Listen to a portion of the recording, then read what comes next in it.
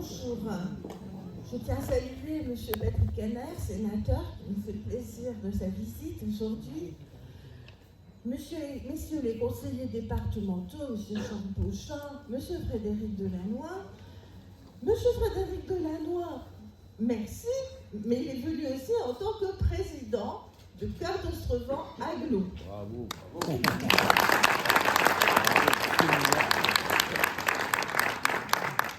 Mesdames et messieurs les élus, messieurs les maires, mesdames les représentantes des communes environnantes, ça me fait plaisir de vous voir. Madame le capitaine Perruchon, mesdames et messieurs les élus, mesdames et messieurs, je suis très heureuse de vous retrouver ce matin pour vous adresser de vive voix, au nom de l'ensemble du conseil municipal, tous nos vœux de santé et de bonheur, mais aussi de réussite dans vos engagements pour cette nouvelle année 2025, que nous souhaitons sereine et inspirante. Comme vous avez pu le constater, cette année 2024 a été riche au niveau municipal, mais aussi au niveau national. Après les élections européennes, puis les élections législatives inattendues, notre pays s'est retrouvé divisé, notre société fracturée. Et ce sont les élus locaux qui ont été en première ligne pour amortir les différents chocs. Nous gérons mieux notre commune avec les moyens qui nous sont octroyés. Mais nous sommes aussi les premiers à recevoir des critiques, souvent infondées, et des coups de gueule. C'est nous qui sommes responsables de la neige qui tombe en hiver. Nous qui sommes coupables de faire pousser l'herbe en été et au printemps. C'est aussi notre faute si les arbres perdent leurs feuilles en automne. Et ça, ce sont que les choses gentilles. Les gens veulent que l'on réponde à leurs souhaits individuels, alors que notre mission est avant tout de répondre aux besoins collectifs, ce qui souvent, en cas de refus, se traduit par une incompréhension et des publications sur les réseaux sociaux qui n'ont pour but que de calomnier, sans jamais apporter d'éléments de réflexion. Petit coup de gueule aussi de notre part. En 2025, les travaux de rénovation thermique de la Cité du Pavé, de la Cité des 50, lancés par Maison et Cité, vont être terminés. S'ils ont produit des désagréments aux occupants, c'est une réelle amélioration dans les conditions de vie qui devrait en découler et de substantielles économies pour les locataires. Au deuxième semestre, l'EHPAD, le domaine d'Aubert, et la résidence autonomie La Verrerie devraient voir les premiers pensionnaires prendre possession des lieux. Un EHPAD à taille humaine avec 85 places qui garantit une atmosphère chaleureuse et intime, des chambres individuelles lumineuses dotées chacune d'une salle de bain avec douche à l'italienne. Des espaces de vie qui invitent à la convivialité et qui sont ouverts sur la commune. Tous les seniors de la commune pourront venir participer aux animations organisées au domaine d'Aubert. Autour de ce lieu de vie, un nouveau quartier va voir le jour. Maison et Cité a déposé 2 permis de construire. Ce sont au total 31 logements nouveaux qui sont concernés et seront mis à la location. 2025, une année qui risque d'être difficile. En effet, l'État engagé dans un plan de réduction de ses dépenses impose des contraintes budgétaires croissantes aux collectivités. Investir coûte de plus en plus cher et les aides de l'État se raréfient. Le concours financier de l'État aux collectivités territoriales restera jusqu'au vote de la loi de finances le même pour 2024. Malgré tout, nous avons choisi de continuer à mener les projets essentiels pour le bien-vivre de nos habitants et l'attractivité de notre territoire. Dans le cadre de l'aménagement de notre commune et dans le but de réduire notre impact écologique, nous avons décidé de remplacer l'éclairage public existant par un éclairage à LED. Ce sont plus de 600 points d'éclairage qui vont être changés pour un coût de 500 000 €. Le gain d'économie d'énergie a été estimé à plus de 80 000 € par an. Ces travaux qui ont commencé en novembre devraient se poursuivre jusqu'au mois de mars. Pour assurer la sécurité des habitants, nous avons dès octobre rallumé l'éclairage public toute la nuit. Nous continuons à rencontrer les forces de l'ordre tous les 2 mois Et nous renforcerons le dispositif de surveillance des voies publiques en remplaçant des caméras devenues obsolètes et en mettant de nouvelles. Cette année, la salle du Petit Paris aura le droit à une réhabilitation complète avec une remise aux normes, façade, sol et plafond vont être remis au goût du jour. Un espace bar et une cuisine vont y être créés. Le marché public sera lancé avant la fin du mois de janvier. La salle devrait être disponible pour le second semestre 2025. Durant les travaux, les associations utilisant la salle du Petit Paris seront accueillies dans d'autres salles de la commune. En 2025, en partenariat avec le Conseil d'architecture, d'urbanisme et de l'environnement, le SCOT Grand Douaisis, le département du Nord et le cabinet Impact, nous continuons nos études sur les bâtiments communaux en mettant l'accent sur la petite enfance. Il nous est apparu que les locaux de l'accueil de loisirs ne correspondaient plus aux besoins de la population. Aussi, cet axe de travail sera notre priorité en 2025 afin d'élargir l'accueil des enfants. En parallèle, nous poursuivons l'état des lieux des bâtiments communaux, notamment les écoles.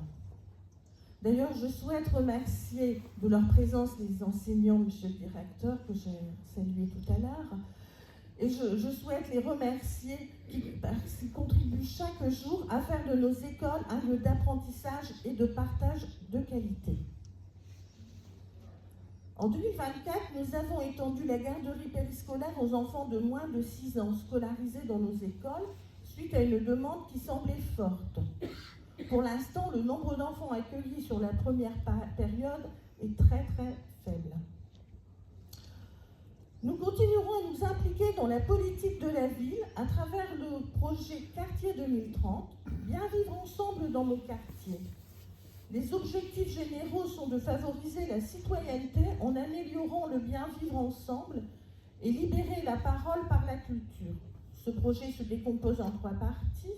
La première, développer l'économie sociale et solidaire autour de la création d'un tiers-lieu financé grâce à la TFPB 2025 des bailleurs sociaux. L'organisation de cafés citoyens permettant d'échanger sur la vie de quartier. La mise en place de projets participatifs, échange de savoir-faire, création de bancs, boulodromes au sein du quartier, ateliers citoyens. L'organisation de sorties culturelles, sorties familiales et autres, en lien avec le Conseil citoyen. La poursuite des rendez-vous du Ripper Café qui connaissent un franc succès depuis leur mise en place. La deuxième partie, l'organisation de temps culturels autour de thématiques spécifiques. Le harcèlement avec des ateliers photo et du théâtre d'improvisation. Le bien vivre ensemble à travers des spectacles, des ateliers d'initiation aux arts du cirque. La parentalité sera traitée autour du thème « Dessine-moi la parentalité » lors d'ateliers graphes. La troisième, les temps forts finalisant le projet 2025 seront visibles lors d'une exposition de rue avec les graphes, les photos réalisées pendant les différents ateliers et des représentations finales de cirque et de théâtre d'improvisation. Cette année, la fête du Chauffour, notre traditionnelle fête communale, sera un peu spéciale. Effectivement, nous fêterons ses 50 ans. 50 ans, un demi-siècle de partage, de convivialité et de moments inoubliables. Il y a 50 ans, quelques visionnaires ont eu l'idée de créer cet événement pour rassembler les habitants de notre commune. Leur initiative a donné naissance à cette tradition qui perdure et qui nous rassemble chaque année. C'est pourquoi nous ferons la fête dignement au mois de juin, avec un invité à la hauteur des événements. Mais chut, je ne vous en dirai pas plus pour le moment. Nous reconduirons nos habituelles manifestations, comme le concert à l'église, le salon de l'artisanat et de la peinture, la chasse à l'œuf, le repas des aînés, la course cycliste, Octobre Rose, Automne en culture en partenariat avec Cœur d'Ostrevent Aglo, la Semaine Bleue, enfin tout ce qui fait qu'Auberchicourt est une ville vivante. Cette vitalité, nous la devons aussi à toutes les associations de la commune. Il y en a aujourd'hui 32, toutes dynamiques, que ce soit dans le domaine culturel, sportif, artistique.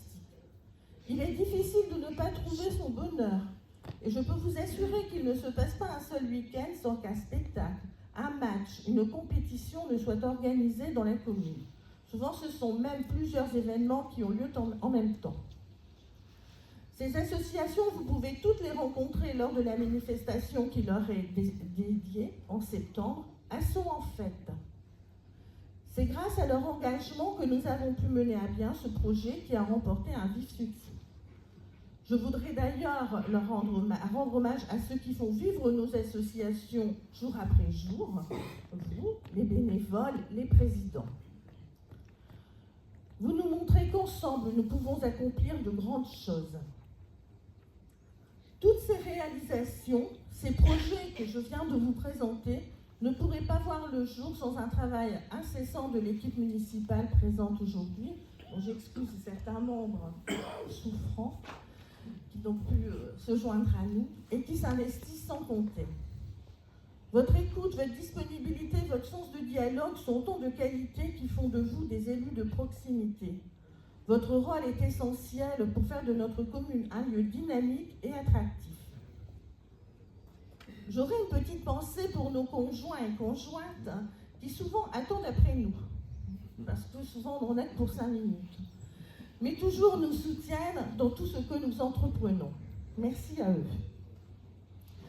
Il ne faut pas oublier d'associer tout le personnel municipal qui répond toujours présent, parfois dans des délais très courts, parfois dans l'urgence, afin que tout se passe au mieux. Je tiens à exprimer ma profonde gratitude à l'ensemble du personnel communal pour son dévouement et son professionnalisme.